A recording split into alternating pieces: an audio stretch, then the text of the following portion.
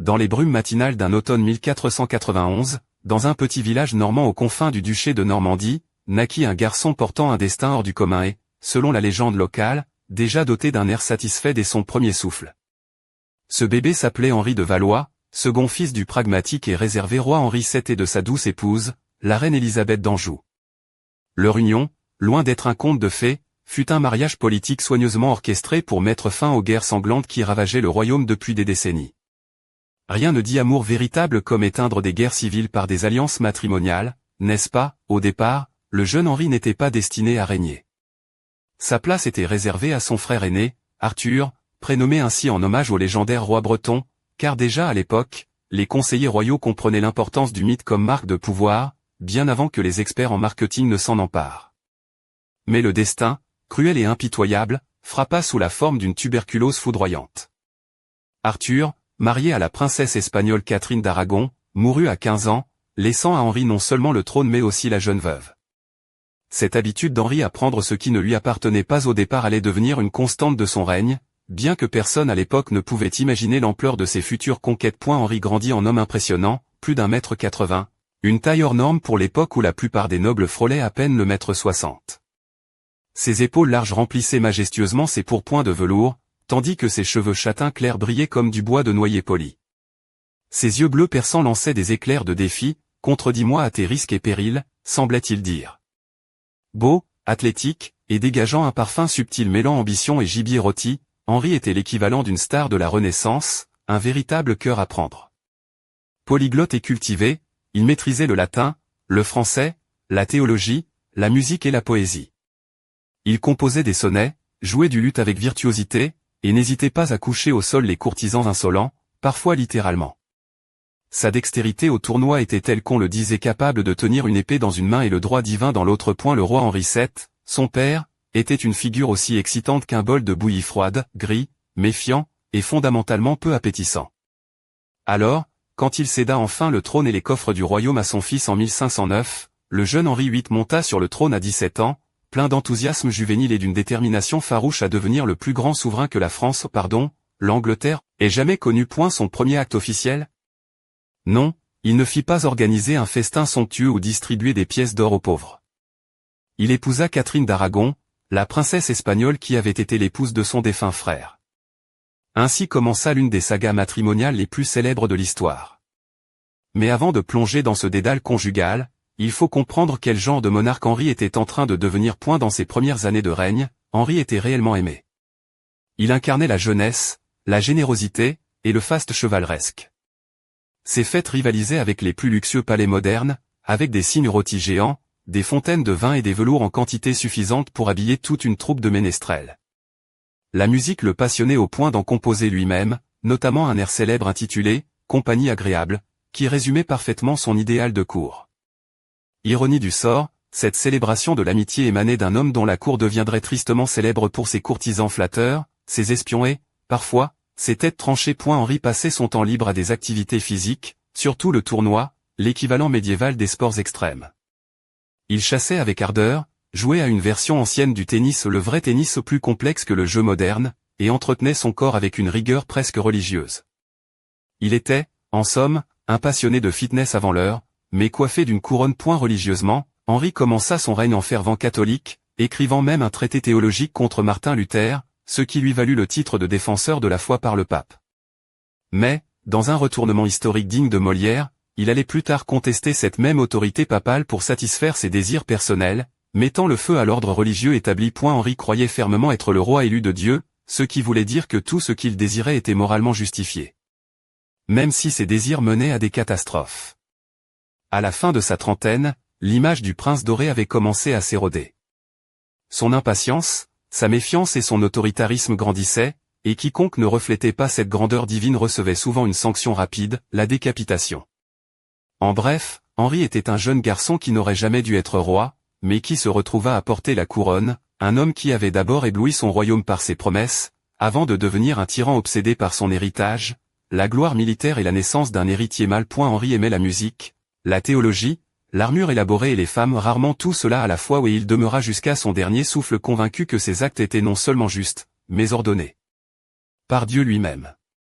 Cette conviction lui permit de réécrire la doctrine religieuse, de remodeler le pouvoir en Angleterre et de réduire ses 6 épouses à une comptine morbide devenue célèbre, divorcée, décapitée, morte, divorcée, décapitée, survécue. Mais derrière cette phrase simpliste se cache une fresque humaine d'une richesse exceptionnelle, faite de trahison, de passion, de bouleversements religieux, de manœuvres politiques et d'un homme au rapport compliqué avec les femmes, le pouvoir, et son propre héritage. Et la première femme d'Henri, Catherine d'Aragon, était une princesse espagnole de lignage impeccable, digne et profondément religieuse. Elle aima Henri et respecta la couronne pendant près de 20 ans, donnant naissance à une fille, Marie, mais aucun fils survivant, ce qui scella leur destin. Sa résistance à accepter un divorce fut à l'origine d'un schisme religieux qui changea l'histoire de toute une nation. Mais cela, cher lecteur, est une autre histoire. Dans le doux écrin vallonné du Pays basque français, au tournant du XVIe siècle, naquit Anne de Béarn, une jeune fille dont le destin allait bouleverser bien plus que les frontières de son duché natal. Les historiens peinent encore à dire si elle vit le jour en 1501 ou en 1507, mais tous s'accordent à reconnaître en elle une figure hors du commun, dont l'ambition et le charme allaient faire trembler les fondations mêmes du royaume. Les Béarn n'étaient pas une famille royale au sens strict, mais une noblesse montante, ambitieuse, gravitant autour des cercles de pouvoir, toujours prête à saisir la moindre opportunité pour gravir les échelons. Le père d'Anne, Thomas de Béarn, diplomate émérite au Verbe doré, savait que dans la France de la Renaissance, le pouvoir était un liquide mouvant, qu'on pouvait capturer non par la force seule, mais par l'intelligence, la stratégie et, bien sûr, par des mariages savamment négociés. Sa mère, Élisabeth de Montmorency, appartenait à une des plus anciennes lignées nobles du royaume, apportant à Anne un précieux réseau de relations. Ensemble, ils offrirent à leur fille un cadeau plus précieux que la richesse, une éducation rare pour une jeune fille de son rang, faite de langue, de musique, de danse, d'étiquette et surtout d'art de la persuasion. Dès son plus jeune âge, Anne fut envoyée dans les cours les plus raffinées d'Europe, d'abord chez l'archiduchesse Marguerite d'Autriche aux Pays-Bas, puis à la cour flamboyante de la reine Claude de France, épouse du roi François Ier. Ces années furent pour elle une véritable école de la vie, où elle apprit à manier non seulement le français, mais aussi l'art de la séduction politique et du charme. À la cour française du début du XVIe siècle, un lieu de fêtes étincelantes, de jeux de pouvoir feutrés et d'intellectuels passionnés, Anne devint une maîtresse dans l'art de faire tourner les têtes et d'attirer les regards. Quand Anne revint en France vers 1522, elle avait changé. Elle se mouvait avec une grâce toute continentale, vêtue à la mode parisienne, parlant avec une éloquence mûrie par les années passées à l'étranger. Son visage ne correspondait pas au canon de beauté traditionnel français, qui privilégiait la pâleur et la chevelure blonde. Anne avait une allure plus mystérieuse, ses yeux sombres et expressifs semblaient toujours en dire plus qu'ils ne laissaient paraître, sa peau légèrement allait évoquer des origines exotiques, et son cou long, qu'elle ornait souvent d'un collier de perles fines ou d'un simple ruban de velours, renforçait cette aura de mystère. Mais ce n'était pas tant son apparence qui captivait que sa présence. Intelligente, sensible aux arts, capable de tenir tête aux plus fins théologiens et d'échanger des références littéraires avec les poètes, Anne était une force tranquille au cœur de la tempête. Son arrivée à la cour du roi Henri VIII, alors dans la trentaine et déjà marquée par une impatience croissante, fut un véritable coup de tonnerre. Le roi, fatigué de son mariage sans héritier mâle avec Catherine d'Aragon, avait déjà goûté au charme de sa sœur Marie de Béarn, devenue une maîtresse éphémère de la cour, avant de tourner son regard vers Anne. Mais, dans un geste sans précédent, Anne refusait de devenir une simple maîtresse. Elle voulait la couronne, et elle le fit savoir. Cette audace désarçonna le roi, habitué à obtenir tout ce qu'il désirait sans délai. Henri, qui n'avait jamais été habitué à entendre non, se trouva fasciné par cette jeune femme qui osait lui tenir tête. Il la poursuivit avec une passion grandissante, envoyant des lettres d'amour enflammées, suppliant, promettant monts et merveilles, allant jusqu'à défier les lois sacrées pour obtenir son union. Anne joua habilement, encourageant son affection sans jamais sacrifier sa dignité, jusqu'à ce que, finalement, Henri accepte de défier le pape et la chrétienté tout entière pour l'épouser. Leur mariage déclencha une crise diplomatique sans précédent. Henri demanda au pape Clément VII l'annulation de son union avec Catherine, mais le pontife, sous l'influence militaire de l'empereur Charles Quint, ne pouvait accéder à cette demande sans risquer un conflit majeur. Pendant des années, la cour vécut dans une tension constante, entre refus papal, pression politique et intrigues de cour, tandis qu'Anne voyait sa position se fragiliser au fil du temps. Henri, aveuglé par son désir d'un héritier mâle, ne pouvait cacher sa déception lorsque, en septembre 1533, Anne donna naissance à une fille, Élisabeth. Cet enfant, à la chevelure flamboyante et aux yeux vifs, était pour Anne la promesse d'un avenir brillant, mais pour Henri, un rappel cruel de ce qu'il n'avait pas obtenu. Pourtant, Anne chérissait sa fille, reconnaissant en elle une intelligence et une vivacité hors du commun, digne héritière de ses propres qualités. Mais le règne d'Anne fut bref et tumultueux. Son franc-parler, son implication dans les affaires religieuses et politiques, notamment son soutien à la réforme protestante, firent d'elle une cible facile pour ses ennemis. Alors que Henri s'éloignait d'elle, charmé par la douce Jane de Sévigné, Anne vit sa chute s'accélérer. En mai 1536, elle fut arrêtée et emprisonnée à la forteresse de Vincennes, accusée d'adultère, d'inceste et de trahison, des chefs d'accusation largement fabriqués par ses rivaux. Le procès fut une mascarade, un jeu cruel où la sentence était connue d'avance. Pourtant, même face à la mort, Anne conserva une dignité rare. Le jour de son exécution, vêtue d'une robe sombre et coiffée de son célèbre chapeau à la française, elle prononça un discours mesuré, louant Henri comme son seigneur et roi, demandant aux témoins de prier pour lui. Puis, dans un ultime geste de courage, elle s'agenouilla, récita une prière et la lame du bourreau mit fin à sa vie en un seul coup précis.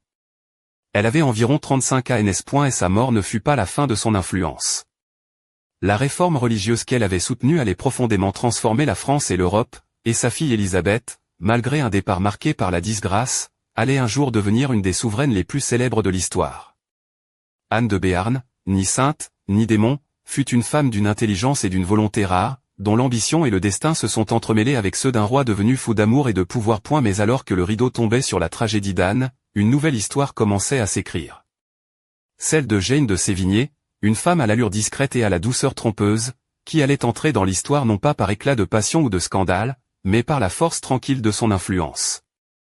Une femme dont la tendresse allait offrir à Henri ce qu'il attendait depuis si longtemps, un héritier mal point dans le silence feutré des couloirs du château de Blois. Le destin d'une autre reine se préparait, promettant une suite aussi passionnante qu'imprévisible.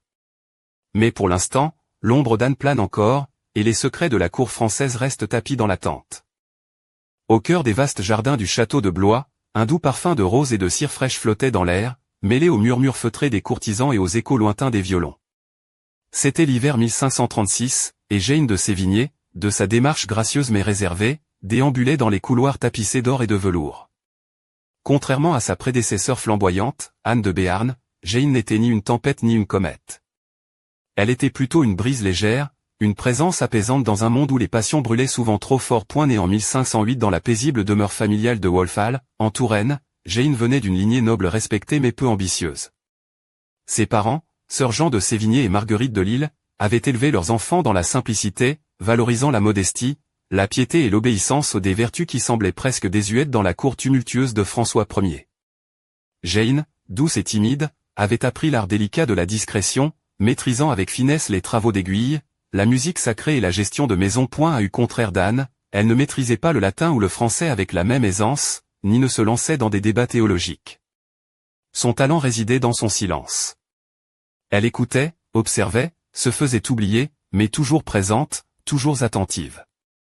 Cette capacité à ne pas faire d'ombre tout en glissant entre les pièges du pouvoir fidèle, une candidate idéale pour une cour où la survie nécessitait plus que des armes ou des mots, il fallait un art consommé de la patience. Jane avait servi comme dame de compagnie auprès de Catherine d'Aragon puis d'Anne de Béarn, et avait ainsi assisté, parfois impuissante, à la chute de ces deux reines. Elle connaissait les dangers cachés derrière les sourires polis et les festins fastueux. Alors, quand le roi Henri VIII, le cœur encore meurtri par la perte d'Anne, posa son regard sur elle, Jane sut que son destin venait de basculer. À eu mois de mai 1536, à peine 11 jours après l'exécution de la reine Anne, Jane épousa le roi dans une cérémonie discrète, loin des regards indiscrets.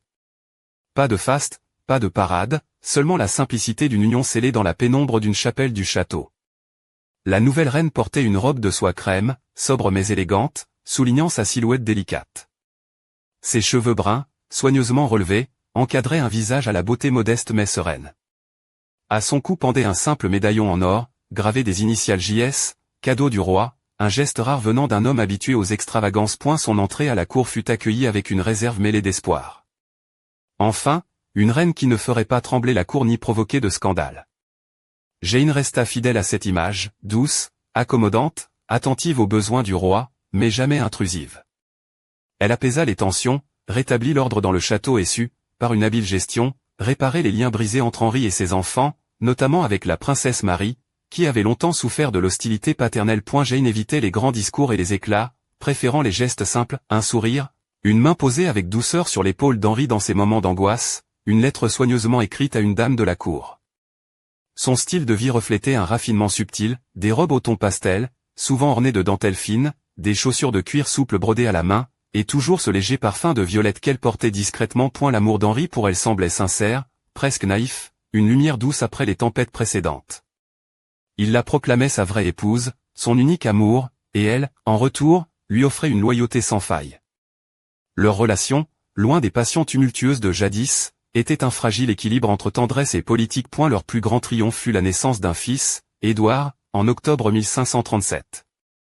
Le roi, extatique, ne cachait pas sa joie.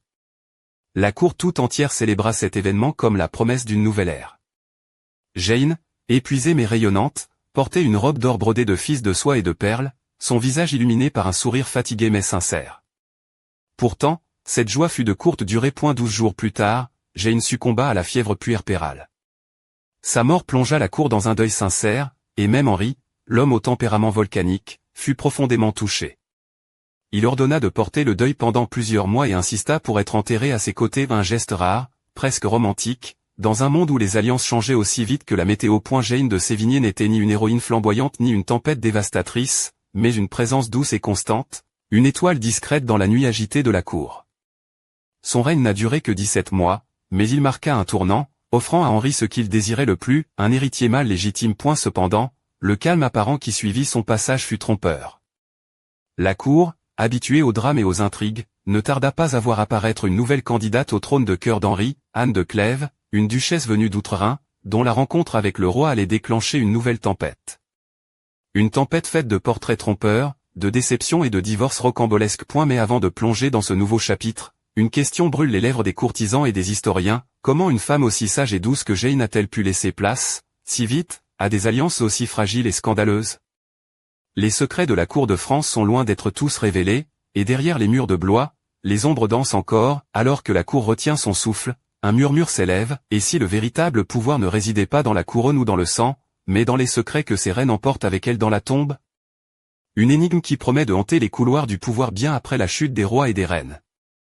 Dans les terres austères et disciplinées du duché de Clèves, nichée au cœur de ce qui est aujourd'hui la Rhénanie du Nord-Westphalie, naquit en 1515 une jeune fille au destin singulier et pourtant si éloignée des fastes des cours royales françaises.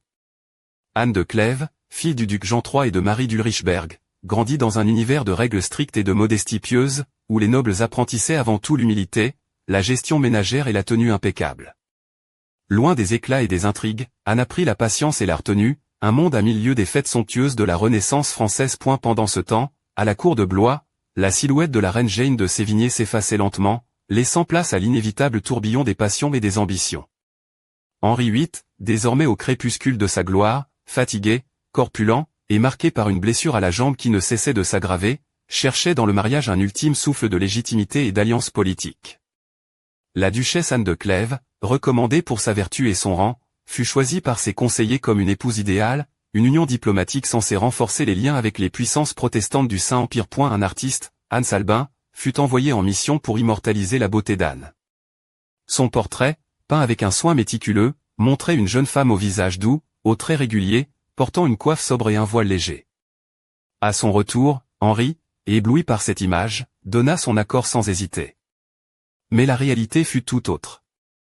Lorsqu'Anne arriva en France, puis fut présentée au roi qui, dans un excès de fantaisie, décida de la surprendre en se déguisant, la duchesse, ni effrayée ni émerveillée, ne reconnut pas l'homme masqué. Henri, humilié, crut voir en elle une jument flamande, pour reprendre ces termes peu flatteurs, et le mariage, célébré en janvier 1540, fut un désastre. Anne, loin d'être une beauté éclatante, était pourtant une jeune femme d'une intelligence discrète et d'un sens politique aiguisé. Contrairement à ce que l'on pourrait attendre, elle ne se lamenta pas ni ne se battit pour tenter de sauver son union. Elle accepta avec une grâce étonnante l'annulation de son mariage, invoquant des prétextes juridiques et la non-consommation. En retour, elle obtint une généreuse pension, des terres, et surtout la liberté, un luxe rare pour une épouse royale déchue. À la cour, Anne devint la sœur du roi, une figure respectée, loin des intrigues meurtrières qui avaient coûté la tête à tant de ses prédécesseurs. Sa sagesse et son calme firent d'elle une présence apaisante, presque maternelle, dans un palais où les passions se changeaient souvent en tempête. Elle survécut à Henri, à Catherine Howard, et même à Catherine Parr, devenant l'une des rares femmes à échapper aux tragédies des alliances royales. Mais dans l'ombre douce de ce relatif triomphe, un nouveau danger guettait la cour.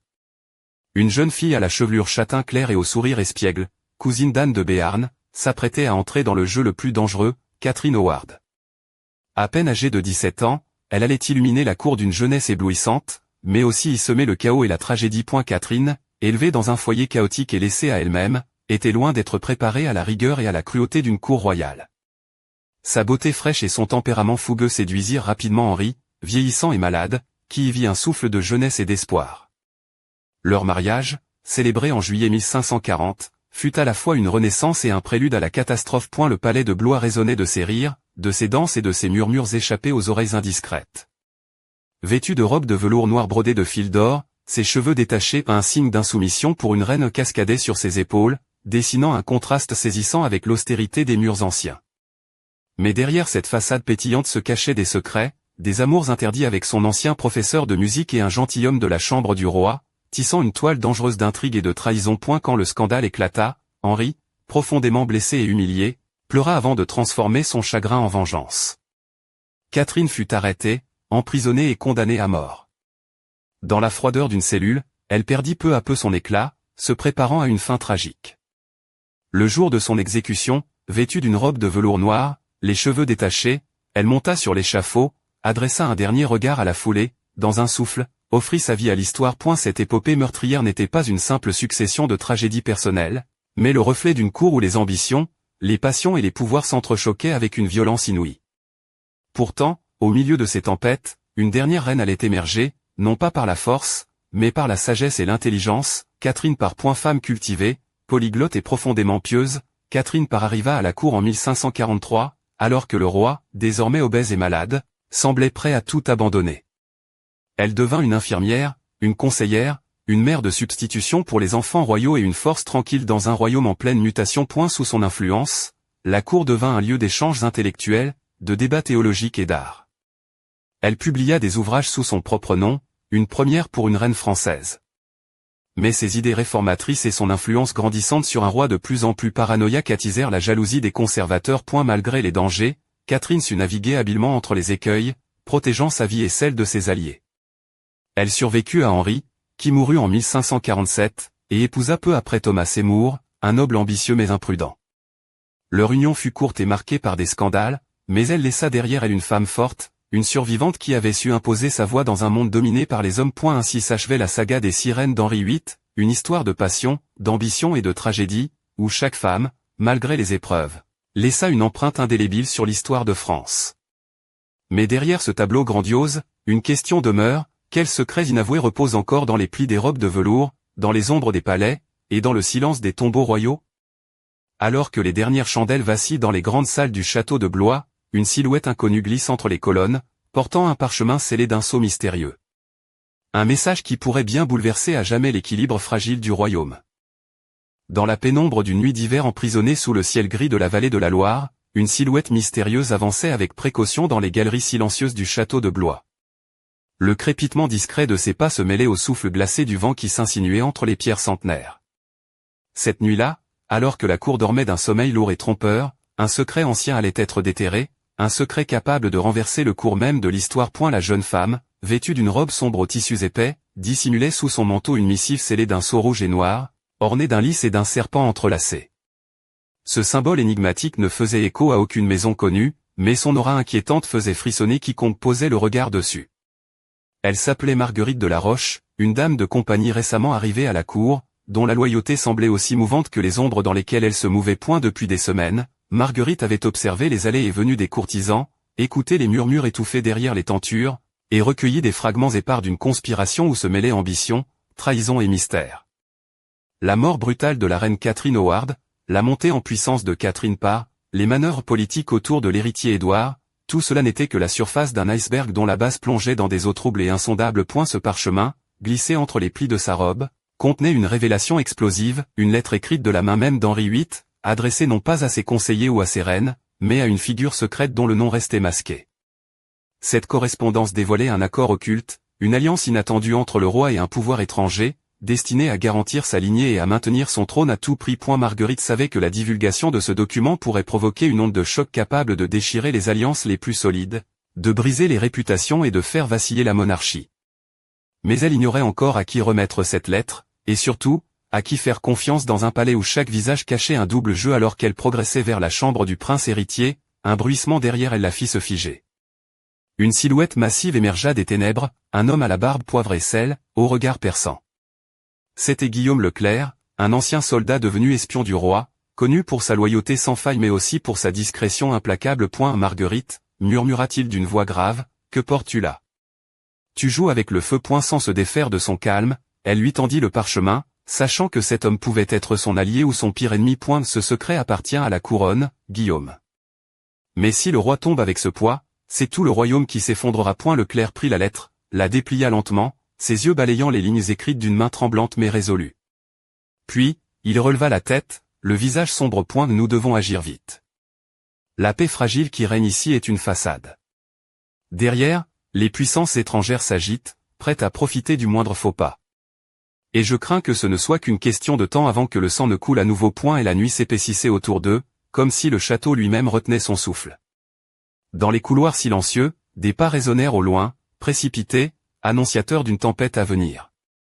Le secret d'Henri VIII, gardé si longtemps dans l'ombre, allait bientôt être dévoilé, et avec lui, le destin de la France basculerait dans un chaos où les alliances se feraient et se déferaient au rythme des trahisons. Mais au cœur de cette tourmente, une question restait suspendue, brûlante et insaisissable: qui était la mystérieuse destinataire de cette lettre? Une reine oubliée, un prétendant caché, ou une force occulte tirant les ficelles du pouvoir? Le voile sur ce mystère ne serait levé qu'à la prochaine aube, lorsque les premières lueurs du jour révéleraient que rien, ni personne, n'est à l'abri dans le jeu cruel des trônes. Ainsi s'ouvre un nouveau chapitre, plus sombre, plus intense, où le passé et le présent s'entrelacent dans une danse mortelle. Et dans les ombres mouvantes du château de Blois, le secret d'Henri VIII attend son heure, prêt à embraser le royaume et à bouleverser à jamais l'histoire que l'on croyait connue.